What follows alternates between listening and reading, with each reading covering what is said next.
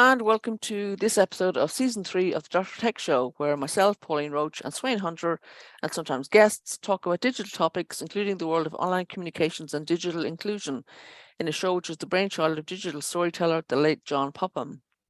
So, weather check. I'll start off with myself this week. How's the weather been? Well, yesterday we had thunder and lightning. And torrential rain and, darkness and very spectacular weather in Birmingham. Today it is grey skies, well, white and blue, little bits of blue, and no rain so far.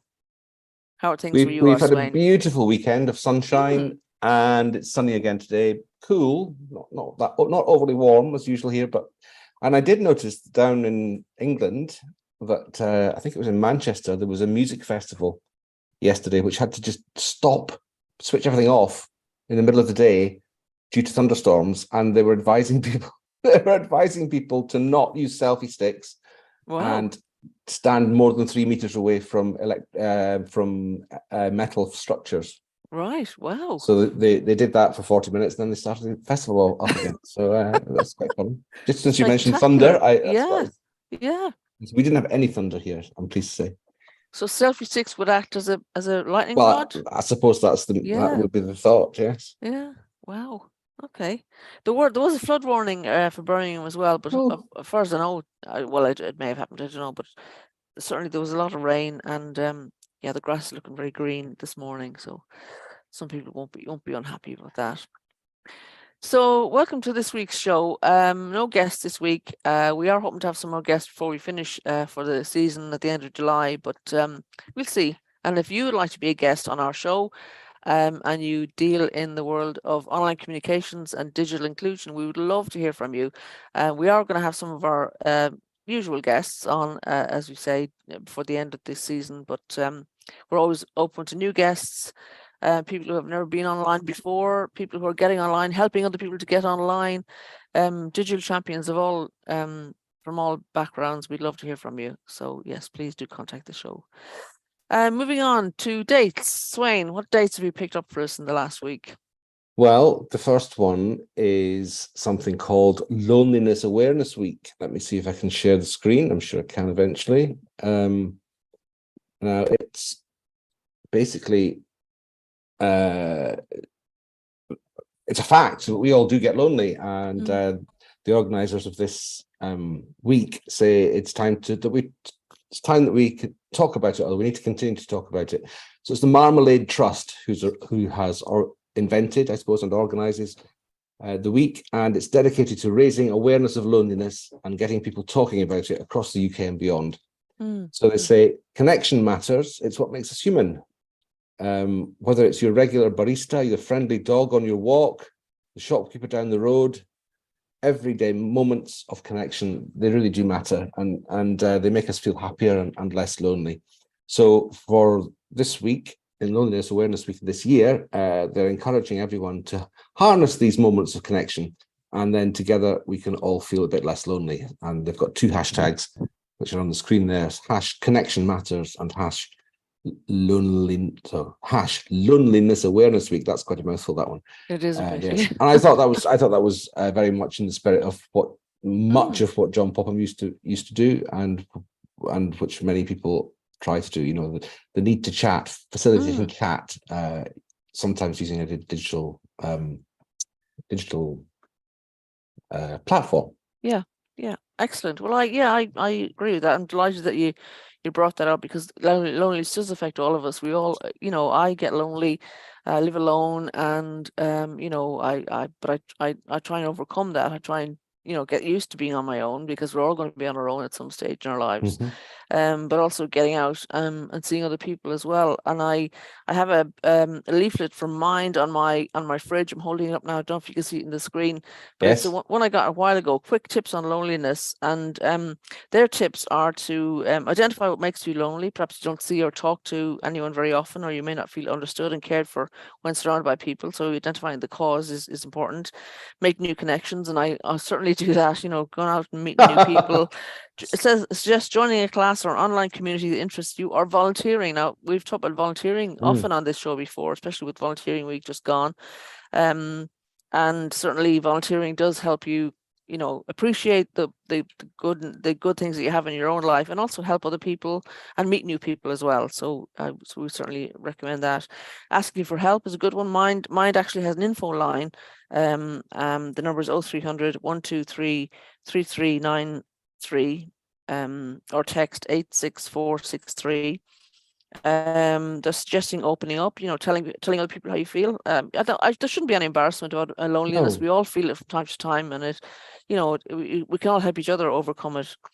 Checking assumptions. We often see on social media that people are having a great time, you know, elsewhere, and we feel envious of that, or, you know, even more lonely. But you know, it's what do they call? Don't compare your inside to other people's outsides. You That's know, right. Yes. they're putting up the best image of themselves, and they could be smiling for the camera and then seconds later not smiling. So don't think that just what other people display is actually what's happening for them either.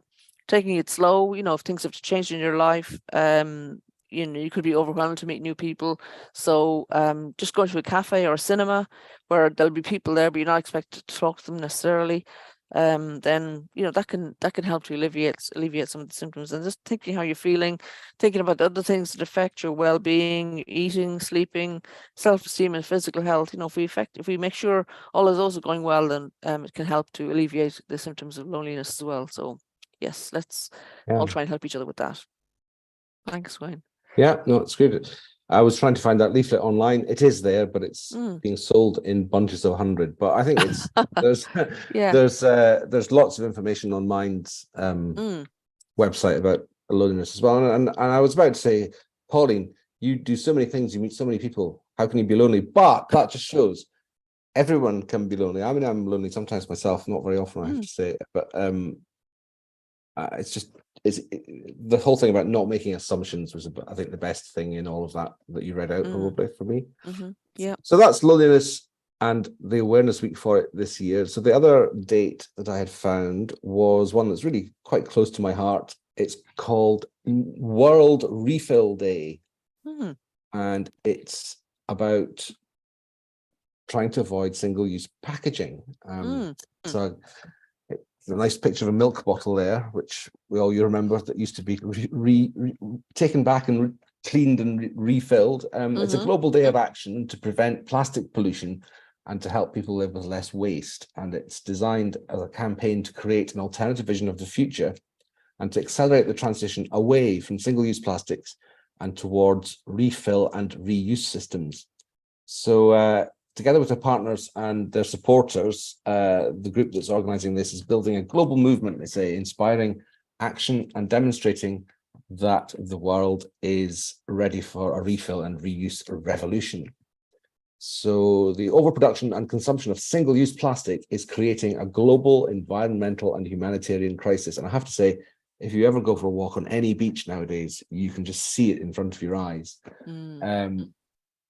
Not all bottles, quite a lot of it is discarded nylon rope and that sort of thing. But anyway, it's all part of the same problem. So we use millions of tons every year globally, and it's has become clear ages ago, I add, that we can't recycle. This is a good point. We can't recycle our way out of the plastic problem. Plastic, we just need to stop using it, stop producing so much. So it's not only polluting our planet and contributing to the climate crisis, but it's also making its way into our bodies through the air we breathe and the food we eat. And that's really horrible to think about. Plastic production and disposal, especially via incineration or landfill, disproportionately impacts communities of colour, low-income communities and indigenous communities by polluting the air, water and soil that we need to survive. I'm just adding another bit as I remember something else. There was a statistic I noticed a few weeks ago that the water discharge from a plastic recycling plant contained millions and millions and millions of bits of microplastic. So we're sending all our plastic away to be taken somewhere to be recycled, which is happening. And then that process in itself is creating millions of bits of microplastics into the environment. It's crazy. Anyway, we urgently need to shift from our disposable single-use culture to a more sustainable circular future with reuse and refill at the center. The good news is that we already have the tools we need to change the world, they say. And yeah, we do. It's a question of finding the will to use them. And I think that's one of the things that we need to interrogate the current proposals from government for deposit return schemes. Are they really aiming at reducing the amount of plastic or glass containers that we produce?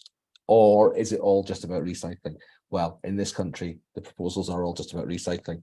In places like Germany, they,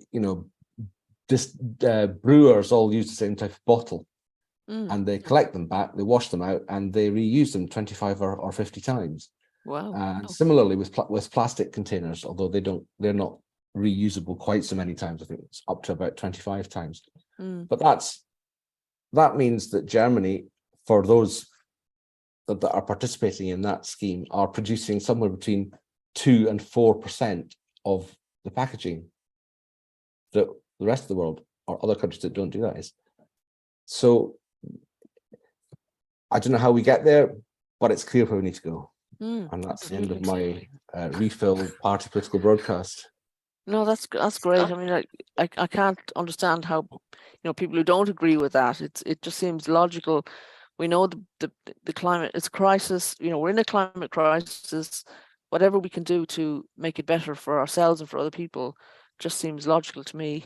And colleagues from Civic Square in Birmingham are busy, sort of. They've been at the Centre for Alternative Technology in Mahantla this weekend, looking at that sort of thing, circular future, circular economy. We're responsible for each other. We're responsible for the planet, as Native Americans say. We're looking after it for the next generations. It's not, why would we want to? Why do we think it's okay to try and destroy it?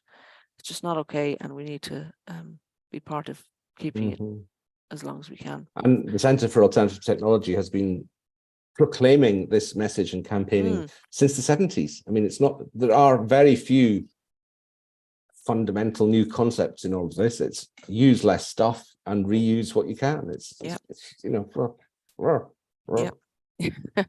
I'm glad to say that yesterday, instead of going to a supermarket, I went to a local, just a store where there's less packaging. And, I was able to buy lemons and spring onions and other things without more plastic on them. So, it's that's great. Good to try and do that when we can. It's always great to hear of people doing that. However, in my opinion, the real answer is regulation and changes at the supply side rather than shaming us all into really quite tricky and time-consuming. We're shaming the people who can least afford and be able and for whom it takes the most effort to do to make the changes. If the changes were made in the supermarket so you could get things there with less or no packaging, then we would all just do it. It would just be part of how we lived our lives. There doesn't need to be a campaign then. Not to say, I mean, I do my, I also try and buy things with less packaging. I'm not saying that's a bad idea by any means, but the real answer lies in re-engineering the systems. Definitely. Okay, moving on. Under events, we've picked up a few that are happening kind of this week and next week. This week we have from the Digital Poverty Alliance introducing the minimum digital living standard. We may have mentioned this before, but I think it's worth mentioning again on the 16th of June. The question is, how do we measure digital inequalities? What's the basic package of digital goods, services and skills that different households need to live in a digital world? So the minimum digital living standard is a major research project led by the University of Liverpool in partnership with Loughborough University, City University and Good Things Foundation, which has developed a measure of digital inclusion generated by citizens based on their own experiences and needs. MDLS, as it's called for short, has been developed not to reflect a minimum for survival, but rather a minimum for remaining socially engaged, which is a critical difference. It's Professor Simeon Yates, Professor of Digital Culture in the Department of Communication and Media at the University of Liverpool, who's going to talk, and we'll hear more about this new benchmark of digital inclusion and the impact it will have on policymakers, organisations and researchers in the digital exclusion space. So I'm really excited about that, and I've actually signed up to attend that one, Sweyn. I think, you know, we've talked about the minimum digital living standard before and what people should expect, you know, in terms of connectivity, devices, etc. And I know there's lots of projects around the country trying to make sure everybody who needs them has a device, everybody's got connectivity. But, you know, the more we can do, again, getting involved ourselves, and being able to talk about what is the minimum digital exclusion living standard for people, you know, across all sectors of the community. It's good. It'll be good to know that. Yes, I'm glad you reminded me about this, because I forgot that I had signed up as well. So I might turn up now. Yeah. Yeah, no, it's great, and I think these thoughtfully and hopefully, well, they will be sort of co-produced minimum standards are very useful in all sorts of walks of life.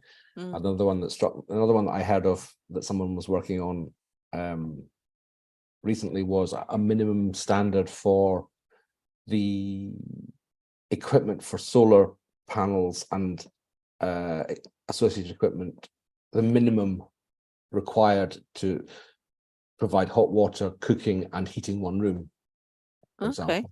Yeah. It's a lot less than typically the systems that solar installation firms will sell you. So we've got to be and again, coming back to the digital side, we've got to be focused on what that minimum standard is and focus our efforts at bringing people into the systems at that level. Once they're at that level, there's no reason at all why they shouldn't progress and do loads of other stuff. But if we try, for example, to provide systems which are super duper gold plated systems for only a very few people, then that's not going to be as effective as and unless we know what the minimum digital standard might be and buy into that, then it's very hard to pitch offerings of digital inclusion services. So yeah, I'm really interested to see what the approach here is and how we can get to understand, because I'm guessing that it's not just going to be a list of devices and skills and things. It's going to be one layer back from the user than that, I suspect.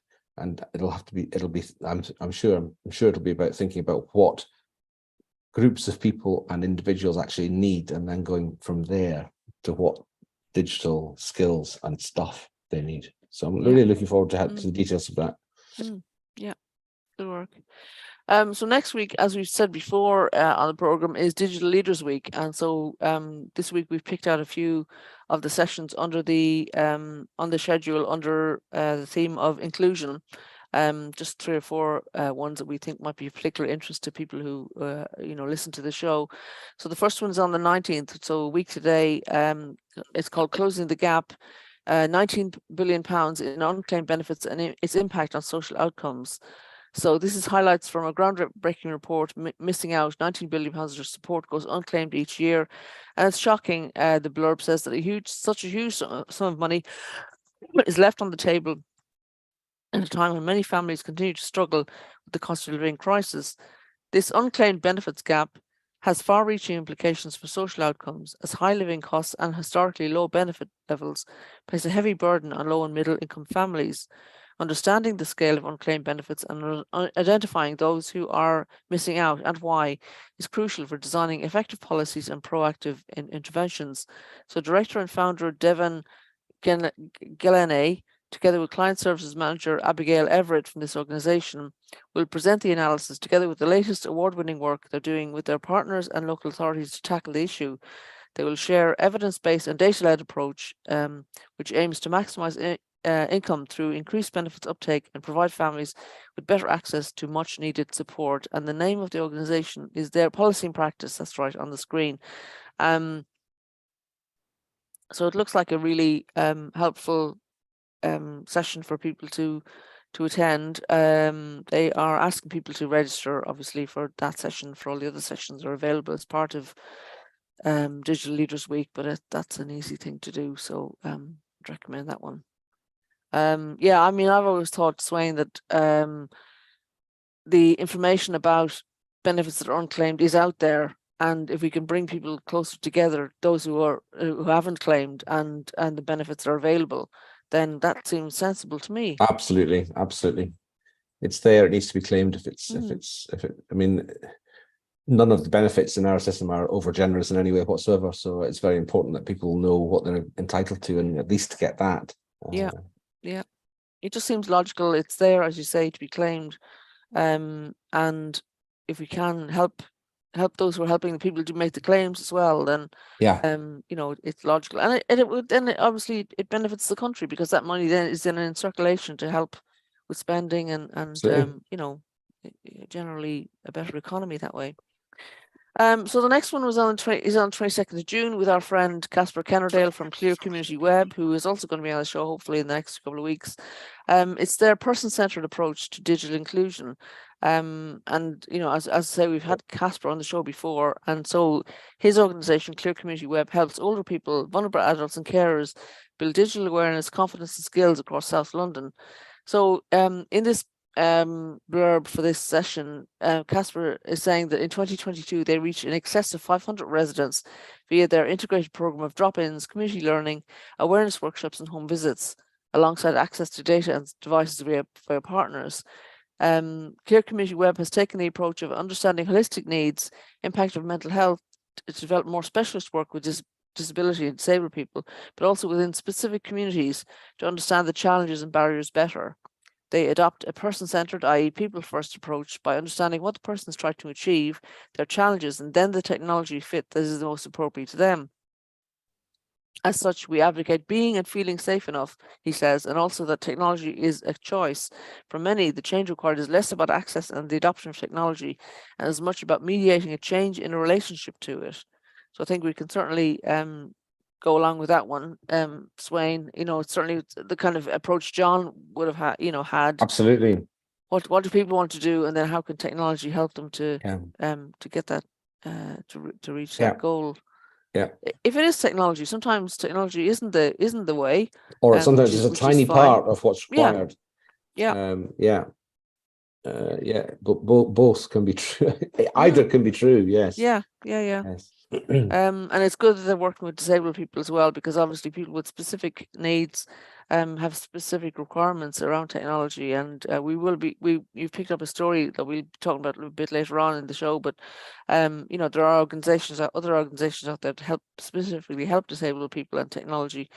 But if you come to a ClearCommunityWeb session, your needs are going to be catered for as well, which is great to hear, because people don't always want to go to specialist providers either. They want to find that mainstream or general providers also think about them. So good on you, Casper, and we look forward to speaking to you again later in the program, later in the series, in the season. Thank you. Okay, one more session that I picked out from Digital Leaders Week, and there are loads. I mean, I just picked these out of the whole schedule session, and like under the heading inclusion. One of the other headings that is good to look at for Digital Leaders Week is Tech for Good. So lots and lots of good sessions. It'd be hard actually to, you could spend your whole week next week just attending these sessions. So we hope people will attend some of them, and also I noticed that many of them are scheduled for replay. So if people can't make certain sessions, they'll be able to watch them after that date. So this last one I've picked out is on the 23rd of June, and it's called Transforming Access to Financial Support for Individuals. And this is from an organization called Lightning Reach. And in this session you'll hear about how they are working together with partners in the public and charity sectors to transform how people in financial hardships access vital support. They have a game-changing, they say, online grants portal, bringing much-needed digital transformation to the grant-making sector and joining the dots across the support ecosystem. Insight from our local authority and charity partners about how they're benefiting from streamlined processes and expanding access to grants for their residents and beneficiaries, and opportunities to expand the range of support on the portal, increase collaboration across the support ecosystem, and provide a holistic range of support for individuals accessible from one place.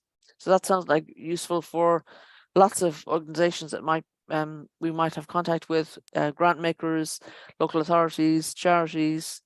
Yeah, it's good to hear about what providers are doing to develop this kind of work. So I'll be recommending this to grant makers that I know in the West Midlands Funders Network, and others via the various channels that I have. Do you think this would be useful to some of the people you're working with? Oh, I'm Sweyn? sure it would. I'm sure it would. I mean, anything that brings together that sort of financial and availability of funds is absolutely going to be useful. Yes, great stuff. Okay, so moving on to some stories we picked up via our usual channels, Twitter and Facebook and others. Sweyn, this is the first one is the one you've picked up. Do you want to speak to that one? AbillityNet.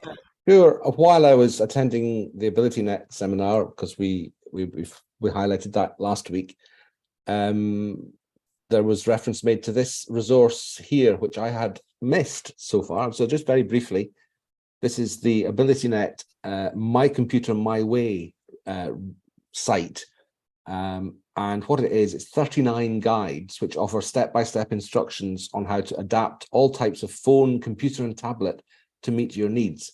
You can search for a specific need, for example, making text larger, or filter the guides based on your symptoms, hand tremor or dyslexia or whatever. And all it is a big long list of different ways of doing different things, just picking one at random here. How to turn off animations in Windows 10. How to avoid unwanted keystrokes using filter keys in Windows 10. I don't really understand that one, but I'm sure it's very useful. Oh, here's one I do understand. How to slow down your touchpad speed in Windows 10. Just all of these very straightforward, apparently simple, but usually impossible to find the way to do things that can make devices more accessible to more people. So I thought that was a really useful little resource, and that's why I picked it for the stories this week. Yeah, absolutely. It is. I really like the way they divide the options up into different drop downs, filters, including Windows 10 actually, because I keep getting encouraged to go up to Windows 11, and I haven't, but obviously some people have, so they might need different advice. But it's a nice little shopping list there of different guides, and AbillityNet does have comprehensive information on how to help you, and the thing is, even if you don't consider yourself disabled in the technical term, there may be some facet of your personality or whatever where you feel you could do with a bit of help with something, and AbillityNet has it all there at your fingertips to be able to just make it more. I was really impressed. To use them. I went to the session last week, as I said, which was showcasing how Capgemini have partnered with AbillityNet to make some of their staff time available to volunteer. But it also had the stories of Jamie and Caithness and various other really impressive stuff. And just the more I was sitting there thinking about what AbillityNet was and how it worked, I just think it's a wonderful organization. I'm really wanting to investigate more how they operate and what they do. I'm hoping as well to have Jamie has said that he will come on the program at some stage, so we look forward to that. And we'll see how that goes. Good. Right, and Capgemini, worth giving them another shout out, because they developed the Inspire Digital Champions program with our friends at Digital Unite. So they do seem to be having awareness there around digital inclusion that maybe other organizations could learn from. Absolutely. So well done to them. So the next item is the London Digital Partnership calling for more digital inclusion staff for London boroughs.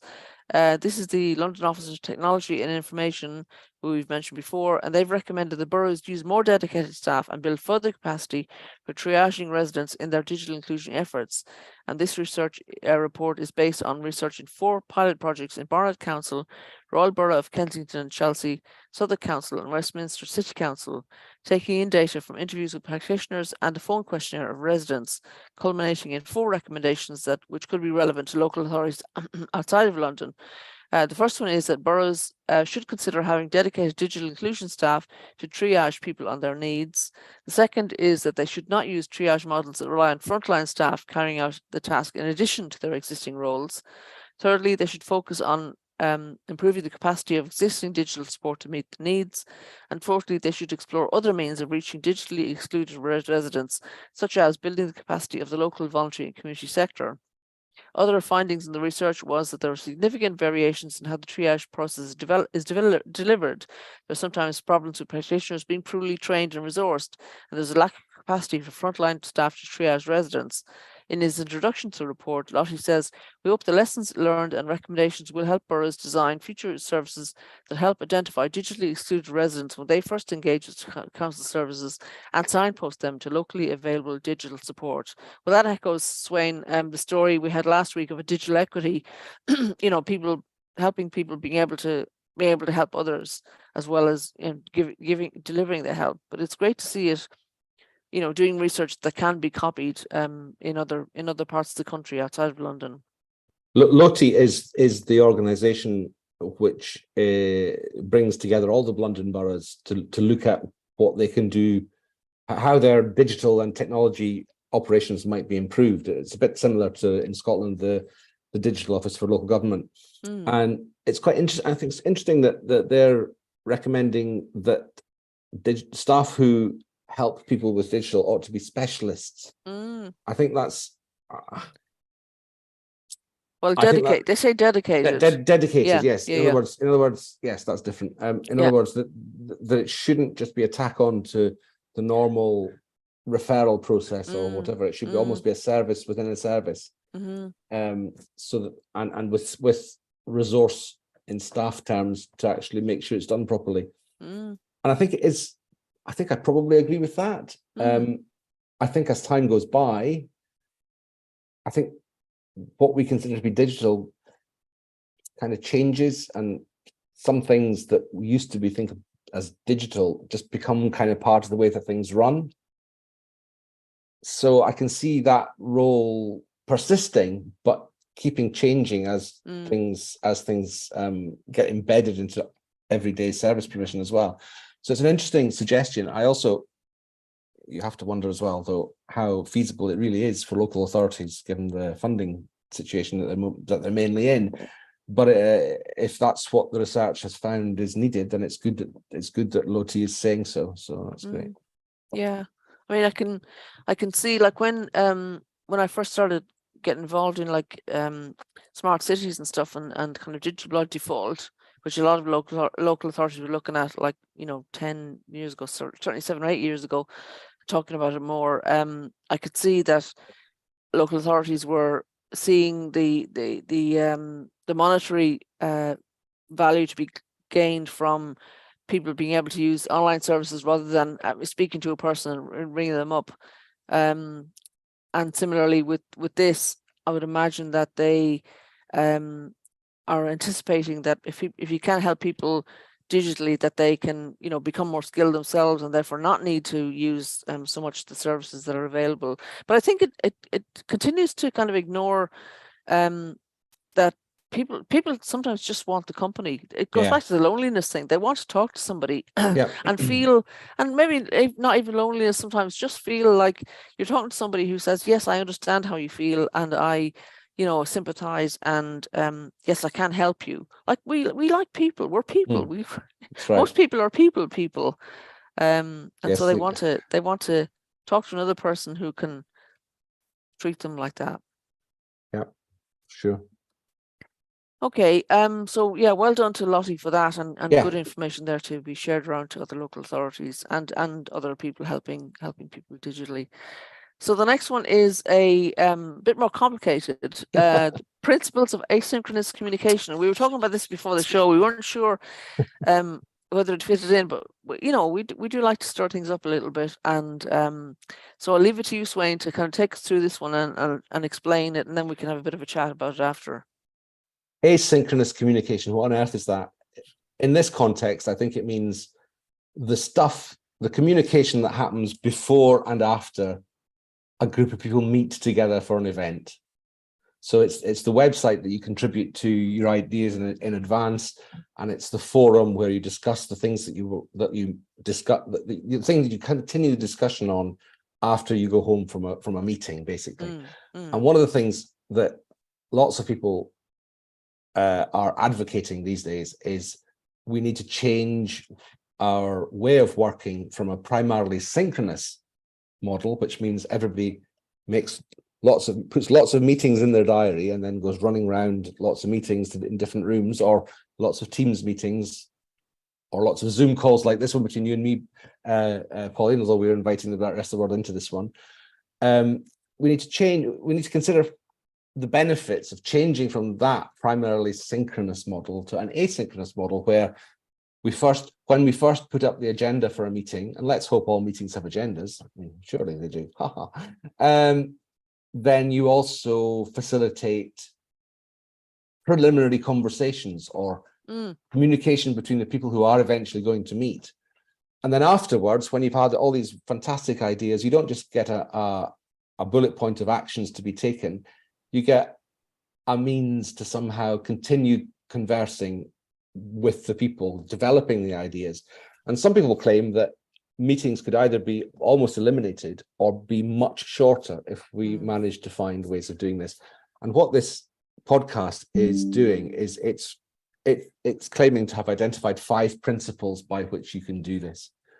I'm not sure I'm even going to read them all out. There's a lovely diagram there, which I'm not sure why it needs to be the shape it is, but it's nice. So the 5 principles then are, so remembering that this is to encourage us to move some of the discussion out of the actual meeting room into conversations beforehand or conversations afterwards using digital resources. And the principles are: team interactions work best when they have one focus: coordination, collaboration, or connection. Well, maybe. The second one is teamwork happens in stages, and these can happen asynchronously or synchronously. And that's, I suppose, what I was trying to explain in my lead up to this. And the third one is designing together promotes inclusivity. Well, I think that's just very clearly and obviously true. The third is that asynchronous communication needs calendar time. So just like synchronous meetings, you need to make time to have these conversations before and after meetings. And you might want to think about ways of scheduling that into your diary. Although it's not scheduling more meetings, it's scheduling interactions offline with other people. Scheduling your making of your contribution in the discussion. The last one is to approach new asynchronous practices as experiments. In other words, to agree, to test and review. So this is a very new way of working, and it's really only been enabled by the technologies that we've started using from about Skype onwards. It's all still quite new, and it's quite alien to the way that most organizations and most individuals do their work. So it needs to be thought about, it needs to be thought through, a bit of agreement about what we're going to try, test it out a bit, see if it actually works at all, look at those tests to see whether they've worked, and then hopefully ditch the ones that didn't work and focus on the ones that did. So that's my so this is a podcast by someone called Pilar Orti, and the link was shared, in fact, by Judy Rees, who we had on the show, who's been focusing very cleverly on how to make hybrid meetings work better. And I think one of the things she mentioned for that was trying to bring some of it into the asynchronous beforehand and afterwards. She did. Years. So that I thought that really resonated with me, actually. Caught my. I haven't yet listened to the podcast. I'm hoping it's a bit more listenable than the text on the website. Sure, it's great stuff. It's just a bit kind of. For me, it's just kind of a bit kind of abstract and academic. But I can see what they're getting at, and I thoroughly agree with it. Yeah, absolutely. Yeah. And now that we've had a second conversation about it, I can see more, how it would resonate more closely with our listeners and viewers. And the fact that it's been recommended by Judy Rees obviously gives it more credibility. Absolutely. Judy's is, as you say, someone we've had on the show before, and someone I bumped into again at UK GovCamp. So that was really nice to see her. But she says it's on the podcast on the brilliantly named virtualnotdistant.com website, which is really, really fun. Virtual Not Distant. Yeah. It's like when people say to you or me, digital, that's the future. Oh You know, no, it's all around us. It's behind us. You know, it's anyway. The So present, not the future. yes, absolutely. So yeah, no, I can understand it. You know, it's one of those ones where you have to kind of hear about it a few times before you I can think so. understand things. I think so. And good, as you say, to have the 5 principles.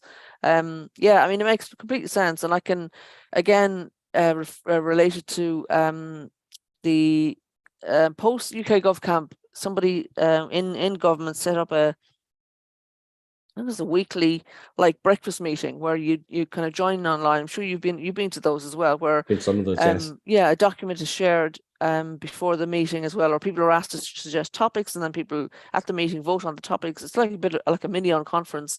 They vote on the topics they want to spend most time on, and then they break up into groups and talk about that. So, you know, those kind of focused interactions do you know, and you know, when people feel like peers as well, I think would be good to add maybe to this list. But obviously, if you're a team, then you hopefully feel like a peer there. I think teamwork having the stages. Yeah, this was based on a piece of work that Pilar and a colleague did with a client, and they realized it came out of the fact that they realized that there are so many different ways of working that people have that they were always trying to abstract it out of the particular. And I think that for the rest of us going into that cold, it can look a bit kind of academic, as I said before. I don't like to use academic as a pejorative term, but you know, it just doesn't difficult to get into and understand. But I think what it's trying to say is actually quite simple. Yeah.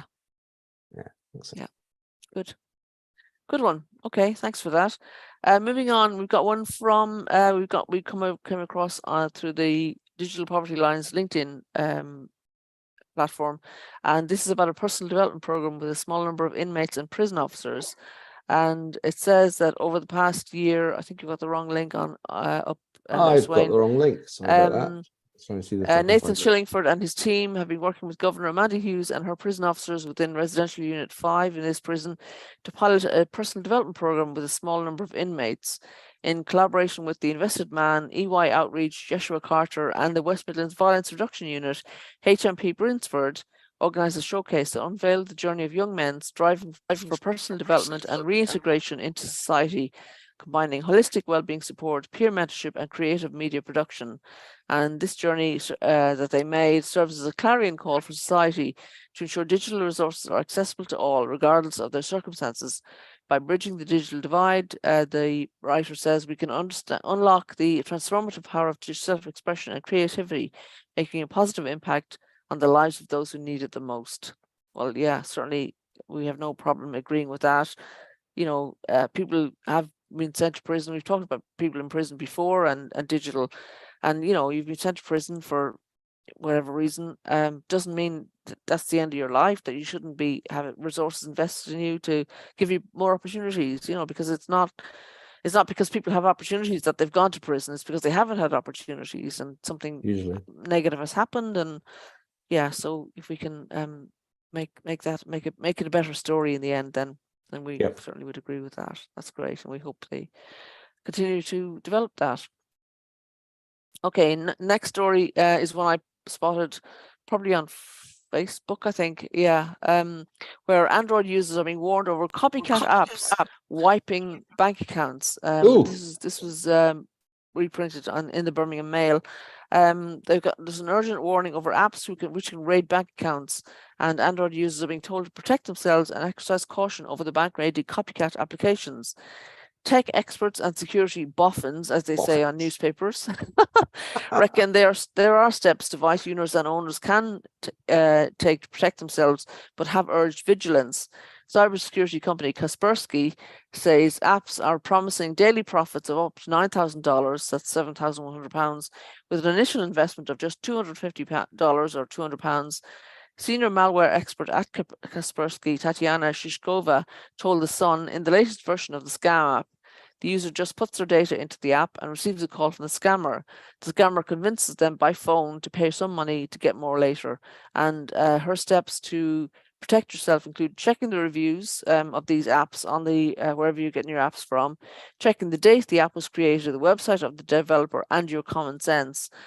And that's all great advice, Sweyn, but you and I know that lots of people download apps without knowing that checking the reviews and the date the app was created is a good idea. You know, it's like it's one of those reference tools that you use in a library. You know, librarians ask you questions because they want to find out, is it that red book with the picture of a boat on the front of it that you really want, or are you trying to learn how to go fishing in a local lake? You know, it's asking the right questions.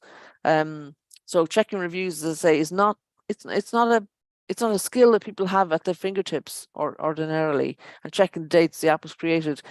You know, sometimes how would you even know where to look for a date? Sometimes the developer's website, have they been online for, you know, a couple of years, or have they just kind of spotted, popped up? And your common sense, well, it'd be great to think that we always use our common sense, but of course we don't. You know, you and I have both made mistakes. And, you know, so assuming those things are automatic is something we can't do. But we will encourage people, obviously, to do those things. So, yeah. I think what Simon Finch said when he was on the program, that it's less a question of if you get taken in by some scam or bad actor on the internet. It's more of a question of when. And at least half the battle is to know what to do as it's happening to you and immediately after it's happened. Yes. The other half of the battle, of course, is to just get into that mindset where, I don't like the phrase common sense usually, but into that mindset where you're thinking these things automatically when you're, you know, it's not an extra thing to do to wonder about the date of an app. You're just kind of doing it as you think about it. Yeah. And it's all part of how you assess something else. So it's techniques and habits are half of it, and the other half is understanding that we will all get taken in at some point by something, and knowing strategies and techniques about how to recover, and how to minimize the damage, and not be embarrassed about it, and not be and know where to get help. Definitely. And, you know, I've talked about my mum on the program before, and she's still telling us on regular calls that she's getting scam calls, and she sometimes she doesn't even answer the phone now, and she knows it's probably a scam. But she's just keeping aware, and she's keeping her friends aware. So it's good to know that there is some sense going on, sense checking going on by other people. So let's keep vigilant. And actually also in the Facebook group I talk about for the interrailing for the older crowd, again there we did a call last year sometime with Stefan Carl, who's also been on this show before, Carl Musgrave, about to help people kind of as they started out on their journeys. And in that call we also said to people, you know, don't think it won't happen to you. Think about what you're going to do when it does happen, so that then you're prepared and your mindset is such that, okay, I made a mistake or something bad has happened. How am I going to deal with this? So yeah, having that, you know, kind of skepticism and awareness is a good thing to have in your toolbox. Okie doke, moving on to back to government. What government's doing? They're going to trial a seasonal self-assessment helpline. So the self-assessment helpline exists already, and they're going to trial redirecting self-assessment queries from the helpline to HMRC's digital services between 12th of June, that's today, and the 4th of September. And it's piloting a new seasonal model to prioritize helping those urgent queries. So the self-assessment queries from the helpline will be directed to the department's digital service, including its online guidance, digital assistance, and web chat. And this will free, they say, up to 350 advisors, the full-time equivalent, to take urgent calls on other lines and answer customer correspondence. If focused on urgent calls, these advisors will answer around 6,600 each day. Wow, that's a big number. Ensuring more customers who really need to speak to an advisor can do so. The vast majority of self-assessment customers. I don't think that's each. I think that's all together. Yeah, no, I understand that now. It did sound like a much bigger thing to take in. The vast majority of self-assessment customers use the HMRC's online services, with 97%, they say, filing online. The helpline will reopen on the 4th of September, so customers can receive extra support in the 5 months running up to the deadline of 31st of January 2024. So I hope that goes well. Have some reservations, obviously, that people who have phoned up for help might not respond well to being redirected to digital services, but we'll see. If they're saying like 97% are filing online, so they're assuming the vast majority are digitally savvy. How do you feel about this yourself, Sweyn?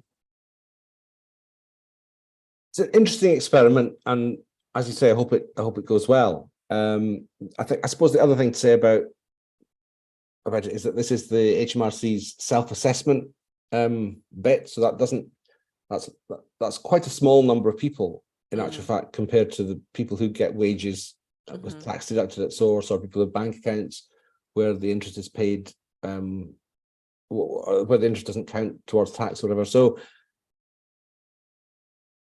and also one of the things that you hear about the HMRC is you can never get through to them on the phone. So it's good to see them addressing that. I'm not sure whether in this case there'll be lots and lots of people who be needing kind of basic digital help.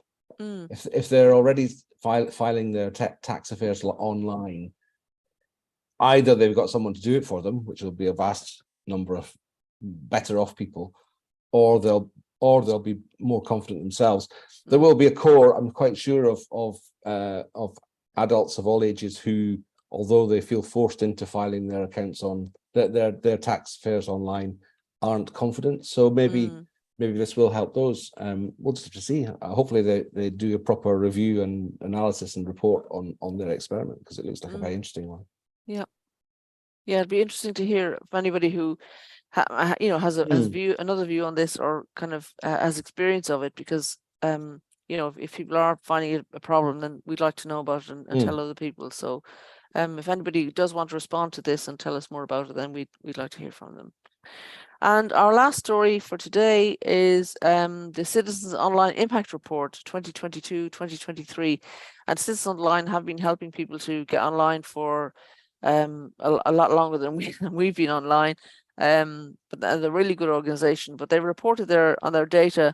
They've helped 2,779 learners, distributed 475 devices, supported 648 digital champions, engaged 727 organizations, worked with 3,803 stakeholders, led 18 projects, and hosted 39 events and workshops. And it'd be great actually to have somebody from Citizen Online on the show to talk about the work they've done. And I know that there was a project on digital championship and sort of helping people online that they were involved in for a couple of years that ran really well, and sadly that finished due to lack of resources. But they've been supporting, as I say, digital inclusion and digital exclusion for a lot longer than many projects around the country. So it's good to hear they're continuing to do well.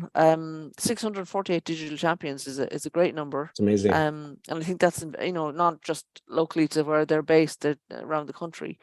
So they sound like they have a really good record. And the social impact report is a good way of seeing what the effects of those are, and how other people might want to get engaged with them as an effective organization. So well done to them. Yeah, 8 or 10 years ago, there were a number of Citizens Online projects in some of the rural areas of Scotland, including in Orkney, where the excellent Janet Mackey ran basically digital surgeries for old people in schools and anybody who wanted them. And it was all funded by this. It was in the first wave of kind of looking towards the day when benefits would be more online. It was funding around that sort of time. That's around, it was about 2014, 2015, that sort of time. Yeah, cool. Okay, well, that brings us to the end of our stories of this week. We're kind of a few minutes left to go, but I think we're going to finish early this week, as we have been doing now when we don't have a guest. But we hope that you, whoever's listening to us, find something useful amongst all the riches that we've gathered together. We do spend time, kind of searching online to see what stories are out there. I mean, it seems ironic, kind of they go online so that people can share, but not everybody sees them online, so we bring them to another audience this way. If you've got a story about getting online, being excluded, being included, how to increase the kind of capacity of people being online and benefiting, we'd love to hear from you. We are you know, inviting a few people to join us, but the more people kind of who want to talk to us about this kind of matter, the better. We are trying to keep John Popham's legacy alive, and I think we're doing a great job so far.